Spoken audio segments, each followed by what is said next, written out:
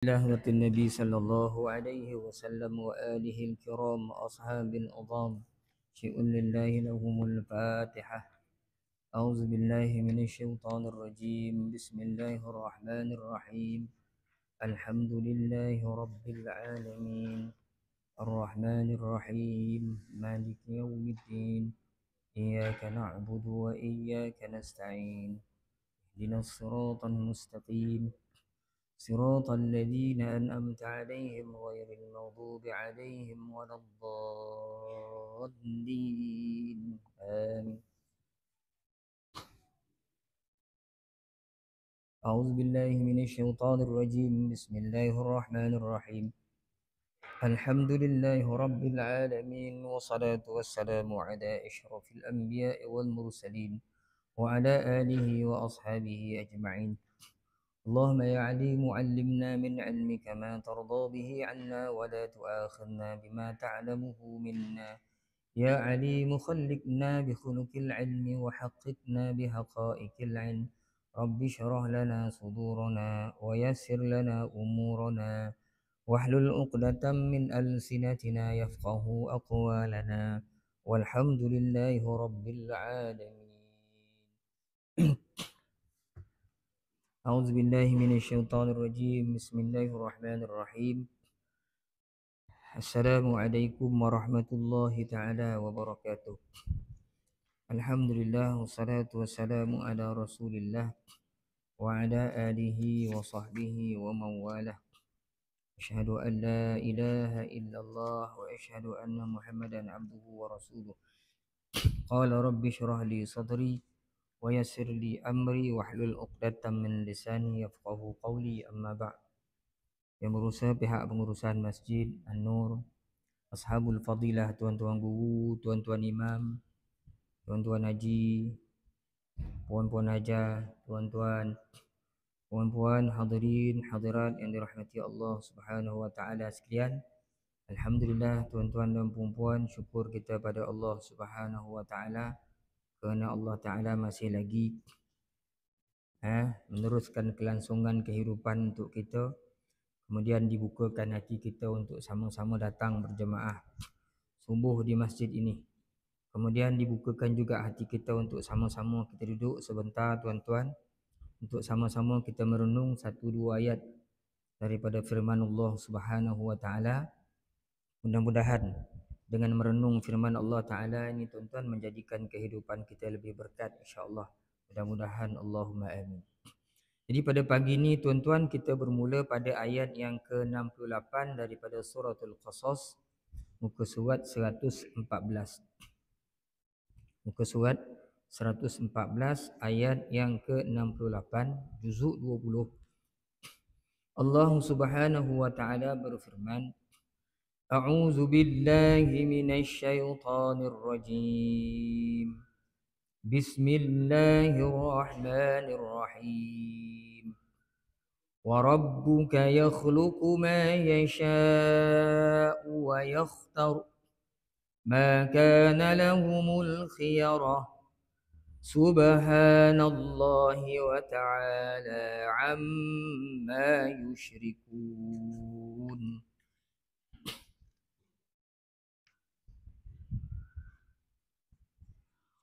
وربك يعلم ما تكن صدورهم وما يعلنون وهو الله لا إله إلا هو له الحمد في الأولى والآخرة وله الحكم وإليه ترجعون. قل أرأيتم إن جعل الله عليكم الليل سرمدا إلى يوم القيامة من إله غير الله يأتيكم بضياء أفلا تسمعون. قل أرأيتم إن جعل الله عليكم النهار سرمدا إلى يوم القيامة من إله غير الله يأتيكم بليل تسكنون فيه أفلا تبصرون صدق الله العظيم وربك يخلق ما يشاء Yasha'u man wajib muttasil kerana huruf man iaitu alif pada perkataan yasha ini bertemu dengan hamzah dalam satu perkataan. Apabila huruf man iaitu alif yang mati ataupun waw ataupun ya bertemu dengan hamzah dalam satu perkataan, hukum dia man wajib muttasil. Kita baca 4 harakat. Kita baca 4 harakat. Boleh nak baca 5 kan? Tapi kita nak mudahkan ni untuk kita orang awam ni, tak nak pening-pening. Yang pentingnya bacaan kita betul, kita seimbangkan. Mad wajib dengan mad jaiz kita letak 4 harakat. Tak ada masalah. Ma yasha mad wajib muttasil. Wa yakhtar. Kalau kita berhenti pada perkataan tar, maka dia akan jadi mad arid disukun. Tar tu boleh baca 6 harakat, boleh baca 2, boleh baca 4 atau boleh baca 6 harakat.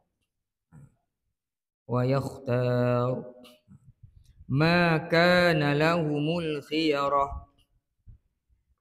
Ma kana lahumul khiyarah. Boleh berhenti dekat situ kan? Nak terus pun boleh, nak berhenti pun tak ada masalah. Subhanallahi.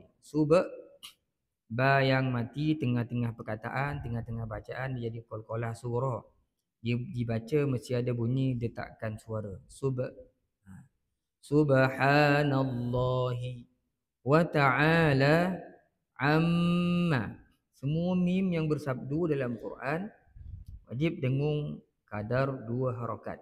2 harakat maksudnya 2 gerakan jari mengikut nada bacaan kita. Kalau laju-lajulah gerakan dia. Kalau perlahan-perlahanlah gerakan harakah itu.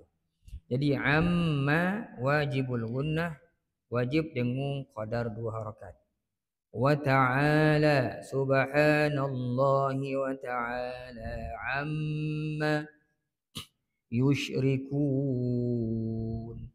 Kun tu sama dengan tar kat atas tu. Man arid disukun. Boleh baca 2, boleh baca 4, boleh baca 6. Maka tuan-tuan jadilah bacaannya lebih kurang bunyi dia. A'udzu billahi minasy syaithanir rajim. Wa rabbuka yakhluqu ma yasha'u wa yakhtar. Ma kana lahumul khiyarah.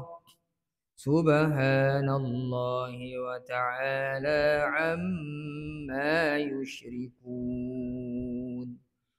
Sadaqallahul azim. Itu tuan-tuan dari sudut ilmu tajwid.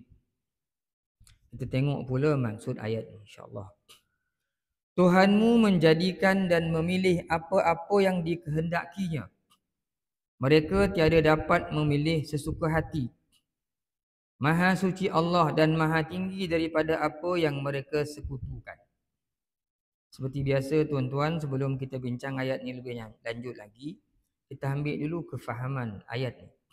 Dalam ayat 68 ni Allah Ta'ala menegaskan dia menciptakan sesuatu dan dia memilih sesuatu mengikut kehendak dia. Tak ada siapa-siapa yang campur tangan dengan urusan Tuhan. Nak buat apa-apa, nak cipta apa-apa, nak pilih sesuka hati dia. Tak takluk dekat mana-mana. Tak dipengaruhi oleh siapa-siapa. Itu kuasa mutlak Allah Ta'ala. Nak buat apa, nak pilih siapa, apa yang nak dipilihnya, ulang pada kehendak Allah. Ma kana lahumul khiyarah. Mereka tidak dapat memilih sesuka hati. Umumnya manusia ni, dia tak boleh nak buat pilihan. Allah Ta'ala yang boleh buat pilihan. Bila Tuhan tentukan sesuatu, kita terpaksa ikut. Subhanallahi wa ta'ala amma yushrikun. Maha suci Allah dan maha tinggi daripada apa yang mereka sekutukan. Allah Ta'ala itu suci, maha tinggi, hebat Tak ada satu pun yang layak untuk menjadi sekutu kepada Allah. Tak ada seorang. Kalau dalam buah syarikat, boleh ada dua CEO sama-sama hebat. Nak elak bergaduh anak dua-dua anak hebat, ambil. Boleh je nak buat. Sebab masing-masing ada kelebihan, masing-masing ada kekurangan. Tapi Allah Ta'ala ni tak ada yang lebih, yang boleh duduk setaraf ni. Dialah Allah Ta'ala yang maha tinggi, maha hebat, maha segala-gala yang maha. Itu maksud ayat yang ke-68.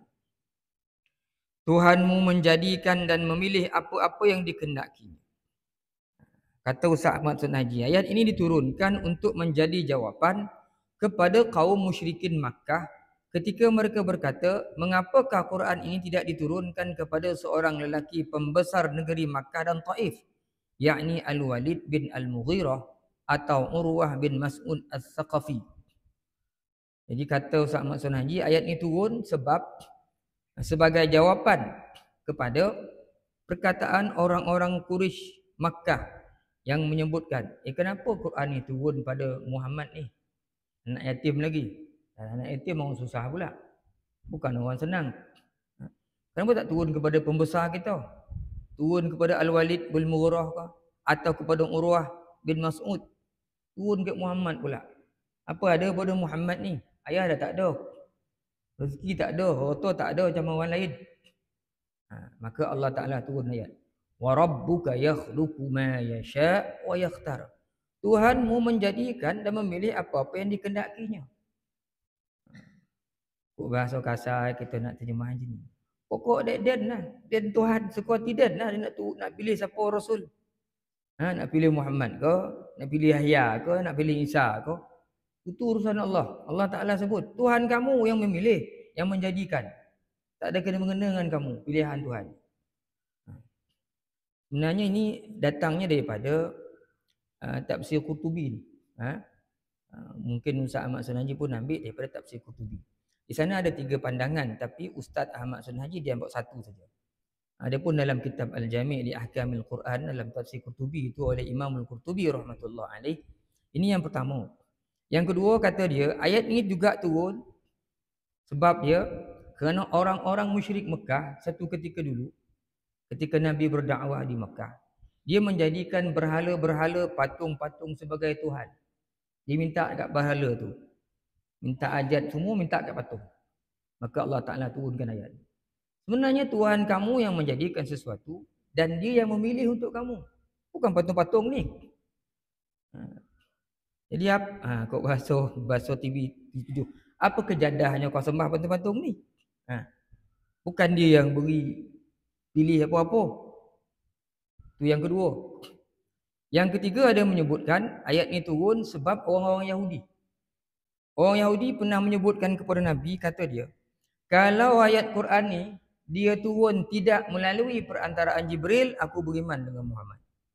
Tapi oleh kerana Muhammad sebut Quran ni turun melalui perantaraan Jibril, Jibril yang turun kepada Muhammad SAW, kami tak nak beriman kepada Muhammad. Sebab apa tuan-tuan? Kalau tuan-tuan perasan, masa juzuk 1, juzuk 2 dulu, ada jauh dah lama tu kan, ada dibincangkan. Ayat mangkana aduwan li Jibril tu. Siapa yang bermusuh dengan Jibril? Orang-orang Yahudi dia bermusuh dengan Jibril.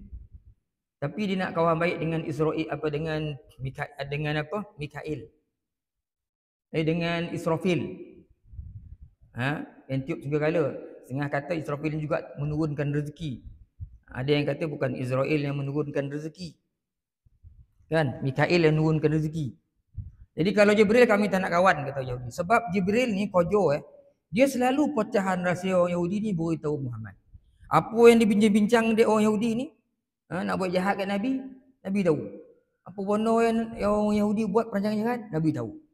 Macam dia pernah ajak Nabi makan, nak diracun Nabi, Nabi dah tahu. Nabi pernah dijemput ke perkampungan Yahudi, dia nak empak pembatu tak kepada Nabi, Nabi tahu. Semua Jibril beritahu.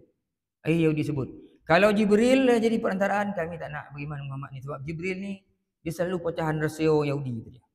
Kalau malaikat lain tak apa. Malaikat lain tak apa. Maka turun ayat ni. Turun ayat ni menempelak perangai yang Yahudi tu. Pokok dia Allah Ta'ala lah, dia nak suruh Jibril hantar Quran kepada Rasulullah. Apa pula kau lah nak tuan nak Quran ni mesti Israfil hantar, bukan Jibril. Jadi Allah Ta'ala pun turun ayat ni. Tuhan kamu yang menciptakan sesuatu dan dia yang pilih siapa-siapa dia nak pilih, bukannya kamu. Itu sebab turun ayat. Maka Allah menjawab dengan menurunkan ayat ini yang maksudnya Tuhanmu lah yang menciptakan apa yang dikehendakinya dari makhluknya dan dia sahajalah yang memilih siapa-siapa yang menjadi pilihannya.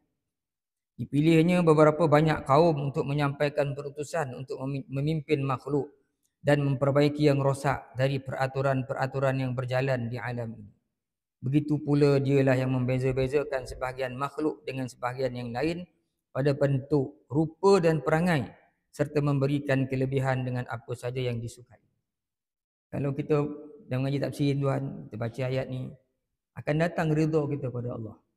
Sebab dia yang tentukan hidup kita. Semua orang nak jadi pengurus, siapa pula nak jadi pekerja nanti? Semua pengurus je. Tak ada seorang pun nak belikan arah.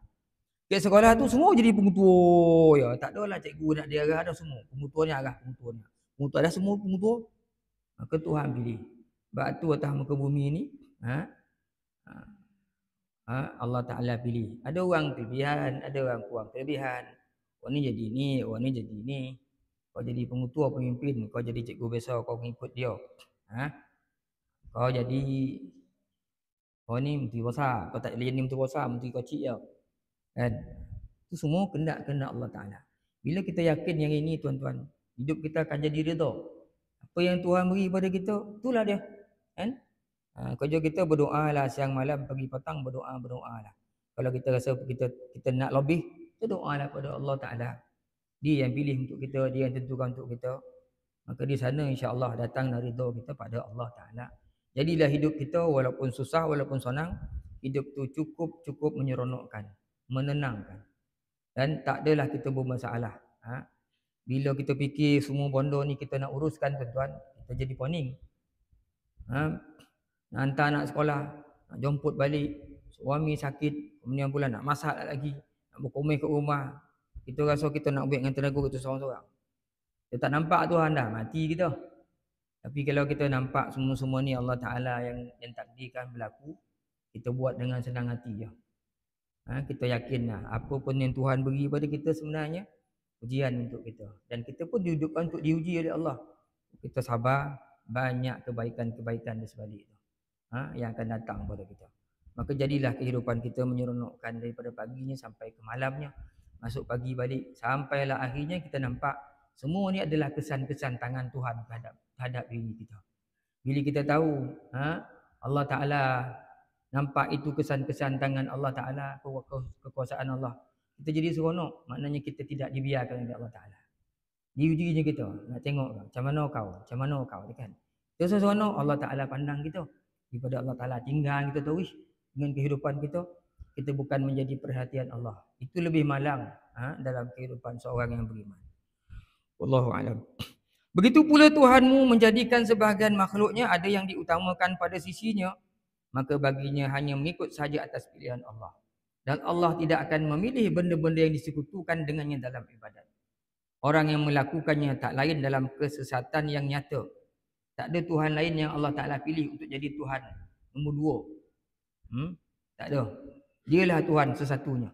Tak ada orang lain layak jadi Tuhan makhluk lain. Kerana dia menjadi penghalang kepada mentaati Allah dan Rasulnya, dan perbuatannya itu tidak patut dilakukan sama sekali. Tak ada suatu benda yang layak menjadi Tuhan lagi pada Allah Ta'ala selain daripada Allah. Dan Allah Ta'ala sebut dalam Quran, dalam Sanji sebut di sini, dia juga menjadikan sebarang makhluknya diutamakan pada sisinya. Ada lebih. Nabi-nabi pun tilkar rusulu faddalna ba'dahum ala ba'd. Awal juzuk 3 kita bacakan.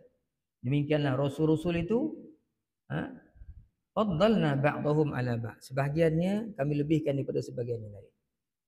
Nabi Muhammad jadi Habibullah, kekasih Tuhan. Diberikan kemuliaan. Umatnya umat termulia, umat akhir zaman. Dia Nabi yang dibawa ke langit, dimuliakan Allah. Kan? Dikasihi Allah. Sesuatunya Nabi yang beri syafaat di akhirat besok. Nabi-Nabi lain bermohon syafaat ke dia. Itu kelebihan Allah Ta'ala letak pada Nabi Muhammad. Ada juga kelebihan pada Nabi Musa umpamanya. Digelar sebagai kalimullah. Walaupun kita nampak Nabi Muhammad hebat, Nabi Musa ada kehebatan di sendiri pula. Dialah Nabi, Rasul yang paling banyak berdialog dengan Allah. Bercakap dengan Allah Ta'ala. Sampai digelar sebagai kalimullah. Rasul yang banyak berkata-kata dengan Allah. Ada kelebihan dia sendiri. Begitu juga dengan umpamanya seperti Nabi Ibrahim. Yang Nabi Muhammad SAW kan, daripadanya lahir keturunan Arab situ. Dia ada kelebihan dia. Kan disebut sebagai Khalilullah. Orang yang rapat dengan Allah Ta'ala. Sehingga disebut oleh Imam Al-Qurtubi dalam kitab As-Tazkirah tu, ialah Nabi Rasul yang pertama-tama diberikan pakaian. Ketika mana manusia dibangkitkan dalam keadaan telanjang semuanya, tak bersunat, tak bersifar, tak berbaju, Nabi Ibrahim lah yang pertama diberikan pakaian. Kemudian baru Rasulullah SAW. Sehingga orang bahaskan, kenapa pula bukankah Rasulullah ni Rasul yang paling utama daripada Rasul-Rasul lain? Kenapa jadi nombor 2? Imam Qurtubi jawab, betul Rasulullah diberikan pakaian nombor 2, tetapi pakaian yang dipakai oleh Rasulullah SAW lebih tinggi nilainya daripada yang dipakai oleh Ibrahim AS. Jawab oleh Imam Qurtubi dalam Tazkirah. Jadi dua-duanya ada kelebihan. Yang seorang dia dapat baju dulu. Baju ni tak ada orang pakai dalam syurga itu. Hebat. Yang kedua Rasulullah. Walaupun Rasulullah nombor 2, tapi pakaiannya di segi nilai itu lebihlah daripada Nabi Ibrahim AS. Maknanya Nabi-Nabi ada kelebihan di sendiri menurut kehendak Allah Subhanahu Wa Taala. Siapa yang tentukan tu? Allah Subhanahu Wa Taala. Bandingkan ayat ini samalah dengan ayat 36 surah Al-Ahzab. Wa ma kana lil mu'minin wa la mu'minatin idza qadallahu wa rasuluhu amran ay yakuna lahumul khiyaratu min amrihim. Tiada boleh bagi orang mukmin lelaki dan perempuan apabila Allah dan Rasulnya telah menetapkan suatu keputusan, mereka hendak memilih mengikut kemahuannya sendiri dalam urusan mereka. Bila Allah dah tentukan sesuatu, Rasul dah tentukan sesuatu, itulah dia. Bila Nabi sebut yang ini wajib, kita akan jadi sunat. Kita pula pandai-pandai sunatkan. Bila Allah Ta'ala sebut itu haram, kita pula nak halalkan. Oh, itu bukan hak kita. Dalam hubungan ini Sayyidina Aisyah telah meriwayatkan daripada Abu Bakar radhiyallahu anhu bahawasanya Nabi sallallahu alaihi wasallam apabila menginginkan suatu perkara, baginda berdoa, Allahumma khirli wakhtarli. Ya Allah, berikan yang baik buat saya dan pilihkan untuk saya. Ini sebenarnya ini istikharah ni. Antara doa-doa istikharah. Semayang sunat istikharah. Dan diriwayatkan daripada Anas bahawa Nabi SAW bersabda, Ya Anas, idza hamamta bi amrin fastakhir rabbak fihi sab'a marrat, thumma anzur ila ma yasbiqu ilaihi qalbuk fa innal khaira fihi. Hai Anas, jika fikiranmu sedang kacau runsing terhadap suatu perkara, minta Tuhanmu pilihkan yang baik dengan sembahyang istikharah 7 kali. Kemudian tunggu ke mana condong hatimu, sesungguhnya di sana ada kebaikan. Pada pembahasan yang lalu, sebahagian ayat ini telah dihuraikan, iaitu Tuhanlah yang menciptakan apa yang dikehendakinya dari makhluknya, dan dia saja yang memilih siapa-siapa yang menjadi pilihannya. Maka sebagai huraian, selanjutnya ada baik bagi seseorang itu jangan membuat suatu keputusan lalu bertindak melaksanakannya sehingga dia telah meminta Allah pilihkan, yakni istikharah terlebih dahulu. Jadi hadis ini Nabi ajar Sayyidina Anas. Bila ada masalah, kita dalam dilema kan, runsing nak buat satu perkara, minta tolong pada Allah. Orang yang rajin buat istikharah tuan, kita takkan pernah kecewa dalam semua hidup dia. Sebab yang pilih itu bukan dia, Allah Ta'ala. Tapi adab kita dengan Tuhan, bila kita dah serah pada Allah Ta'ala, kita kena ikut. Jangan tak ikut. Ada orang, dia rasa, yang ni ke yang ni, yang ni ke yang ni, dia pun buat istikharah. Bila buat istikharah, dia dapat benda yang dia tak nak. Dia pun ikutlah yang ikut macam tu, jangan buat istikharah. Ikutlah apa yang kita nak. Ada berlaku tuan-tuan. Ini berlaku dalam hidup saya lah, sahabat saya. Dulu masa belajar di tahfiz dulu, adalah kawan kan. Dia lah kan. Dia dalam dilema nak pilih A ke B, A ke B. Dua-dua ni baik. A dengan B ni kawan baik, kawan saya tau. Ada seorang pelajar ni minat ke dia. Mana nak ni? A ke B? A ke B? Dua-dua baik, dua-dua hafal Quran. Dia nak orang ni, budak perempuan ni nak yang A. Dia buat istigharah. Dalam masa yang sama dia nampak B. Sebab A dengan B ni kawan baik. Dia nak A ni. Tapi apa ni? Dua-dua ni baik ni. B dia pun bagus juga. Dia nak A. Buat istigharah. Bila dia buat istigharah, dia tak nampak A, dia nampak B. Semayang tidur, B muka keluar. B nya muka keluar 2-3 kali, B. Lama-lama tak nak kahwin dengan B, dia kahwin dengan A juga. Dia ikut. Apa berlaku tuan? Lepas anak ada 2 orang, dia bercerita orang kawan seseorang ni. Kawan ni cerita dengan saya. Nyosah saya kata dia. Rupa-rupanya nampak baik. Memang baik. A ni baik. Tapi ada 2-3 perkara yang tak berkenan lah. Tapi oleh kerana suami dia simpan dalam hati. Dia pun cerita lah kat kawan tu. Dia tak tahu lah. Cerita lah kawan tu jahat. Laki ni tak bagus. Cuma dia kata, kita isi korah ni lain kali kalau Allah Ta'ala pilih tu ikutlah tu. Jadi kawan ni boleh baca. Sebab sebelum tu cerita tentang suami. Kan orang perempuan ni dia suka cerita tentang lelaki kan. Tuan-tuan hati-hati sikit. Tapi bukan kat Rambau ni, tempat lain ni. Dia di Afrika. Kalau Rambau ni dia cerita lelaki pun cerita baik-baik. Lelaki rajin basuh pinggan. Lelaki rajin ngampai kain yang tu. Dia tak ada cerita buruk. Akhirnya kawan ni boleh baca. Kita kalau istigharah ni kot Tuhan dah pilih tu, ambil lah yang tu. Apa masalah tuan? Yang lelaki ni terlampau kotat pun lah. Nak ngampai kain kat luar pun tak boleh. Bak sampai tadi. Tak boleh keluar langsung. Ngampai kain kat luar ni sebab rumah ramai yang banyak rumah. Di KL banyak rumah-rumah lain. Tu kau jangan keluar, kau duduk bak dan nampai. Bukan cemburu, kotat benar. Padahal bertudung ni, labu ni tak boleh keluar. Nak pergi kedai pun minta izin, nak keluar pintu pun minta izin dulu. Masya-Allah. Kalau macam tu kita buat kat rumah kita, memanglah kepala kita kat Sungai Linggi, kaki kat Sungai Lontar. Korek dia rumah kita. Nak ambil selipar kat belakang rumah pun tak boleh, minta izin dulu. Lepas tu nak balik garam, dah habis lelaki tak telefon tak dapat, telefon tak dapat, kita keluar. Kena korek lah kita. Terlampau kotat. Sampai tak ada terlangsung lah. Akhirnya dia pun khabar kat kawan tu. Kita kalau Tuhan dah pilih ni, ikutlah dia. Tak rugi tu. Dia pilih yang lain. Terkono dia. Sebab itu adab kita dengan Allah. Bila kita tanya Allah Ta'ala berkata, ini baik. Dia tahu. Kita tak nak ini, nak yang ni. Akhirnya kita terkono juga.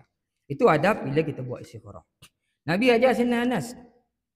Wahai Anas, kata dia, kalau kau runsing nak buat satu perkara, mintalah Tuhan kamu pilih. Buat 7 kali. Kita banyak urusan tamu ke bumi ni tuan-tuan. Jadi kita tak boleh lari daripada Allah Ta'ala lah. Kan? Caranya dengan mengerjakan sembahyang istigharah 2 rakaat. Pada rakaat pertama baca surah Al-Fatihah. Diikuti selepas itu dengan surah Qul ya ayyuhal kafirun. Rakaat kedua Qul huwallah lepas Fatihah. Senang ke? Dalam hubungan ini Jabir bin Abdullah telah meriwayatkan katanya adalah Nabi SAW mengajar kami beristikharah minta Allah pilihkan di dalam semua urusan. Sebagaimana baginda mengajarkan kami akan surah dari Quran dengan katanya, apabila seorang kamu runcing hatinya dalam satu perkara, hendaklah dia sembahyang 2 rakaat bukan fardu kemudian berdoa. Allahumma inni, ini hadis atas ni. Nabi sebut idza hamma ahadukum bil amri, hadis. Idza hamma ahadukum bil amri idza hamma ahadukum bil amri falyarka' rak'ataini min ghairil fariḍah. Idza hamma ahadukum bil amri falyarka' rak'ataini min ghairil fariḍah. Apabila seorang kamu runsing hatinya dalam satu perkara, nak buat satu perkara, dia tak tahu betul baik betul salah hendaklah dia sembahyang 2 rakaat bukan fardu. Kemudian di akhir sembahyang tu doa, Allahumma inni astakhiruka bi'ilmik wa astaqdiruka biqudratik wa as'aluka min fadlikal azim فإنك تقدر ولا أقدر وتعلم ولا أعلم وأنت علام الغيوب اللهم إن كنت تعلم أن هذا الأمر خير لي في ديني ومعاشي وعاقبة أمري فاقدره لي ويسره لي ثم بارك لي فيه اللهم إن كنت تعلم أن هذا الأمر شر لي في ديني ودنياي ومعاشي وعاقبة أمري فاصرفه عني واصرفني عنه واقدر لي الخير حيث كان ثم ردني به. Ya Allah, saya minta Engkau pilihkan dengan pengetahuan-Mu dan saya minta Engkau takdirkan dengan kudrah-Mu dan saya minta sebahagian kelimpahan-Mu yang besar kepadamu kerana sesungguhnya Engkau berkuasa sedang saya tidak berkuasa dan Engkau tahu sedang saya tidak tahu. Engkau Maha mengetahui perkara-perkara yang gaib. Ya Allah, sekiranya Engkau tahu bahawa perkara saya runsingkan ini baik buat saya dalam agama saya, penghidupan saya dan kesudahan urusan saya, takdirkanlah ia buat saya dan mudahkanlah ia untuk saya, kemudian berilah keberkatan padanya untuk saya. Ya Allah, sekiranya Engkau tahu bahawa perkara ini buruk buat saya dalam agama saya, dunia saya, penghidupan saya dan kesudahan urusan saya, jauhkanlah ia dari saya dan jauhkanlah saya dari dia dan takdirkanlah yang baik buat saya seperti yang ada, kemudian sukakanlah saya dengannya. InsyaAllah sadap maksud doa ni yang Nabi ajar ni tuan-tuan. Kalau macam ni maknanya kita dah sorah urusan kita bulat-bulat pada Allah Ta'ala. Memang kita selamat. Kan ayat ini kata Al-Hafiz Ibnu Hajar Al-Asqalani dalam kitab Fathul Bari syarah kepada Sahih Bukhari tu, dalam tu dia ada menakalkan. Ada bawa kata-kata Al-Hafiz Syekh Abdul Rauf Al-Munawi.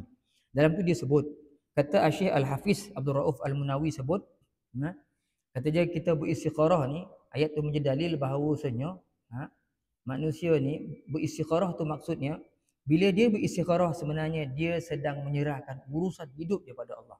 Dia minta yang terbaik daripada Allah kerana dia tahu Allah Ta'ala saja yang mengetahui mana buruk, mana baik. Al-Imam Syaukani bila dia mencerita tentang masalah sunat istikharah sembahyang sunat ni, kata Imam Syaukani, kata dia apa tuan-tuan? Ni menunjukkan manusia ni dia bila dia ada urusan sebaik-baiknya dia sorah pada Allah Ta'ala. Jangan dipandang remeh walaupun benda tu kecil.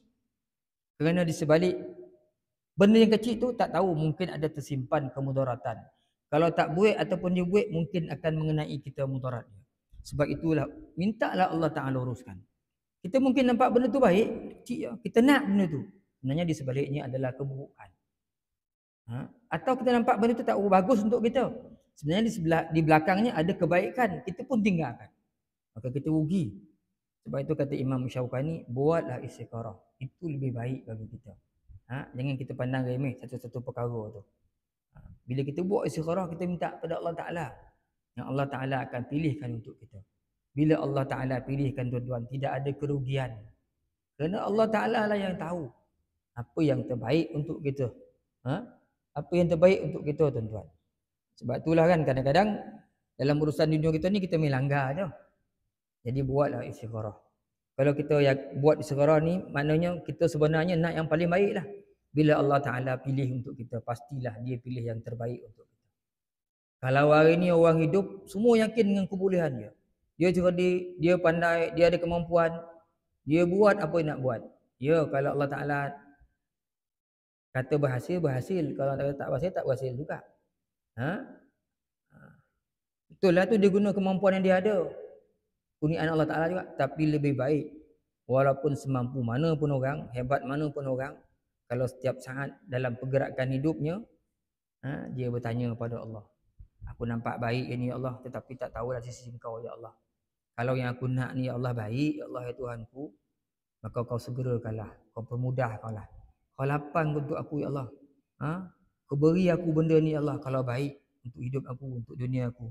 Dan kalau kau bagikan aku kebaikan ya Allah, kau jangan jadikan aku ni orang yang bakhil, yang kedekut, yang tak boleh berkongsi dengan orang lain ya Allah. Kalau boleh dikongsikan benda ni dengan orang lain, maka jadikan aku lapang hati, seronok untuk berkongsi dengan orang. Kalau beri tak baik ya Allah, kau tolak jauh-jauh daripada aku ya Allah. Kalau begitu keadaannya, kehidupan seorang yang beriman, tuan-tuan, insya-Allah yang ada dalam kehidupannya adalah kebaikan segala-galanya. Sebab tu Nabi ajar kita kan. Saya selalu sebut, kenapa Nabi ajar dalam semua pergerakan kita berdoa? Supaya kita jangan tinggal pergantungan kita kepada Allah. Sampai nak masuk tandas, nak buang air besar pun Nabi ajar doa. Makna sampai nak terberak pun Nabi ajar doa lagi tu. Padahal nak buang najis je. Ada juga doa tu, minta jauh daripada gangguan syaitan betina, syaitan jantan. Atau mungkin kita masuk bilik air tu tergelincir pula, jatuh pula kita. Jadi mudah-mudahan dengan berkat doa itu, pergantungan kita pada Allah, Allah Ta'ala tolak segala kemudaratan daripada kita. Sebab tu Nabi nak berjalan ada doa, nak makan ada doa, dah makan ada doa. Masuk tandas doa, nak tidur ada doa, bangun tidur ada doa, nak pergi mandi ada doa. Pakai sipar pun ada doa. Ya Allah Tuhanku, hai. Lepas tu apa lagi? Penuh dengan doa. Ngadap cermin doa, pakai baju doa, naik kenderaan doa. Naik bukit dah baca doa tadi, naik kenderaan tadi. Sampai jumpa bukit, naik bukit pun ada doa, turun bukit ada doa lagi, masya-Allah. Penuh dengan doa hidup Nabi. Kalau hidup Nabi ni penuh dengan doa, masa bila Rasulullah hilang gantungan hubungan dia dengan Tuhan? Tak ada, tuan-tuan. Sebab itu Nabi hidup dia seronok walaupun dia diuji. Kono qajar, kono lelah dia orang musyrik Mekah kan. Tapi Nabi tetap dengan ketenangannya. Dalam sejarah itu tengok perang banyak kali Nabi perang. Tapi adalah kemenangan. Jadi kita nak ambil daripada ayat ni, mudah-mudahan tuan-tuan kita jadi orang yang nanti lepas ini bila kita nak buat sesuatu terserah pada Allah. Walaupun kita ada kemampuan,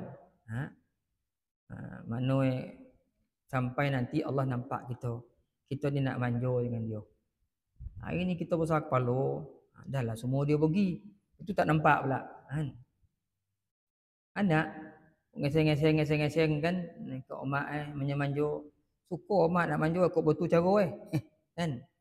Kucing punya tu ngeseng kita pun ni kan. Kucing ngeseng nak manjur, kita pun main-main leher, suka dia. Tiba kucing tu datang takar kita lampang pula dia. Orang Allah Ta'ala mungkin boleh buat perbuatan tu kan. Duduk pagi, ya Allah, aku dah 70 tahun hidup ni, Allah Tuhanku. Kalau matilah besok pagi ni, ya Allah, tak tahulah nasib aku ke mana ni, ke syurga ke neraka ni. Tapi aku tahu, ya Allah, semua tu kehendak Engkau. Banyak mana pun dosa aku, ya Allah, berkat Ramadan ni, ya Allah. Kau hapuskanlah semua, ya Allah. Kok sikit pun, ya Allah, tinggalkanlah pahala yang sikit tu. Mudah-mudahan dengan berkat yang sikit tu, ya Allah, Kau ridha dengan amalan aku tu, Kau masukkanlah aku dalam syurga. Boleh saja kita nak doa macam itu kepada Allah. Allah Ta'ala tu rahmatnya lebih luas daripada kemurkaan. Tapi kita tak nampak Tuhan. Kita rasa Allah Ta'ala nak dongki kita, yang bisa kita, ya Allah, kenapalah aku kena uji teruk sangat ni. Orang lain elok, senang hidup asal aku susah sangat ni. Itu perkataan-perkataan kufur yang tak layak disebut di hadapan Allah. Patut dia suka kan. Allah Ta'ala uji-uji dia, Allah Ta'ala sayang pada kita. Doalah, ya Allah, kalau Kau nak uji aku pun, biarlah ujian tu aku dapat hadapi. Aku boleh tanggung, ya Allah Tuhanku. Sampai aku ridha dengan apa yang Kau buat. Kan?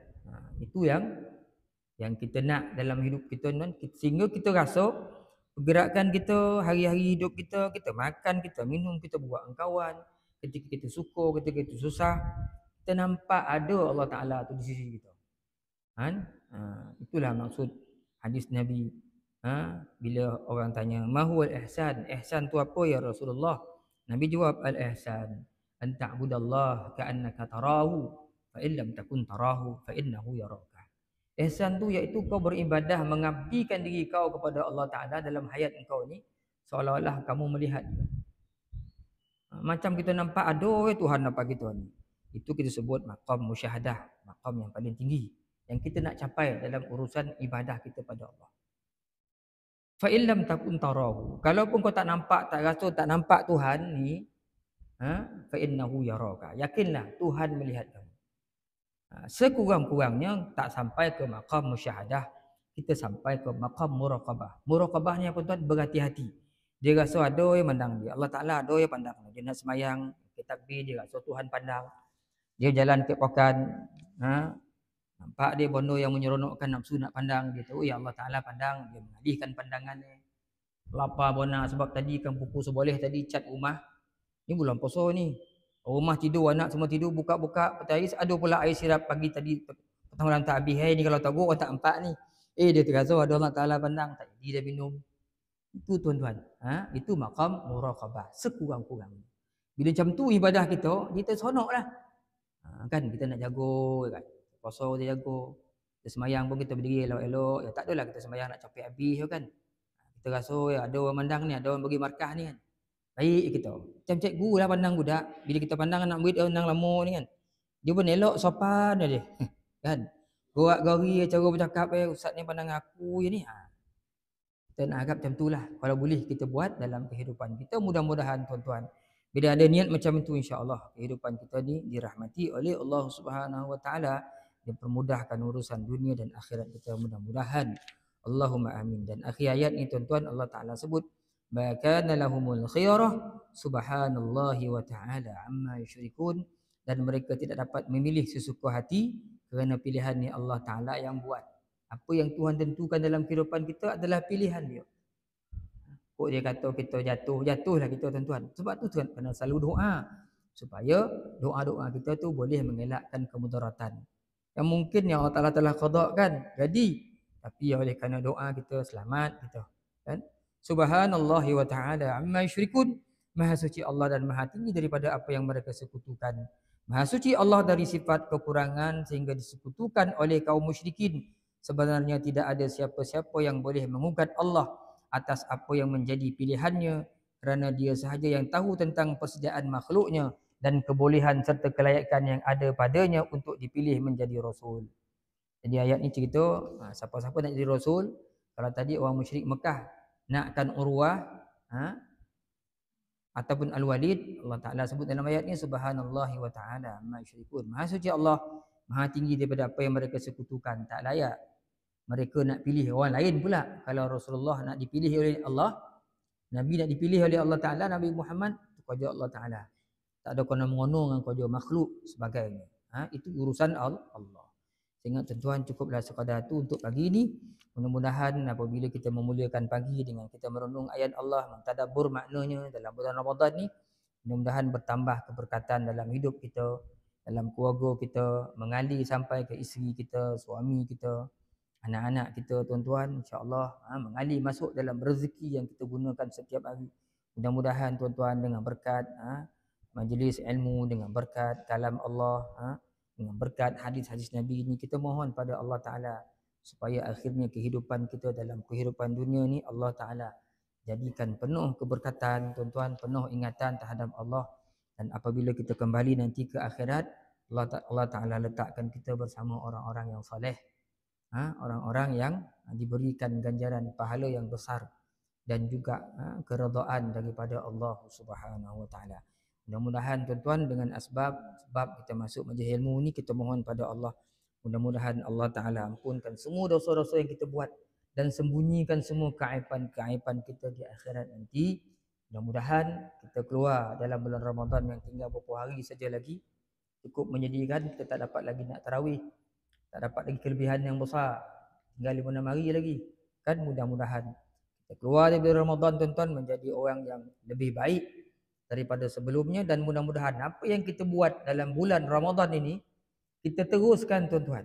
Kok kita dah boleh bangun awal pagi sebab nak masak, nak bersahur, sebelum tu sampai kita sembahyang 2 rakaat.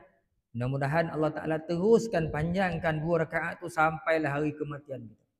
Begitu juga malam-malamnya kita banyak solat sunat sampai 8 rakaat, 11 rakaat. Tak ada tarawih dah lepas itu dah. Jangan buat tarawih lepas ni pula. Kena kawal pula. Kita ganti dengan solat yang lain. Kita bangun, kita buat pula banyak lagi surat. Ambil wuduk, sembahyang sunat wuduk 2 rakaat. Itu sembahyang sunat tahajud. Itu sembahyang sunat hajat.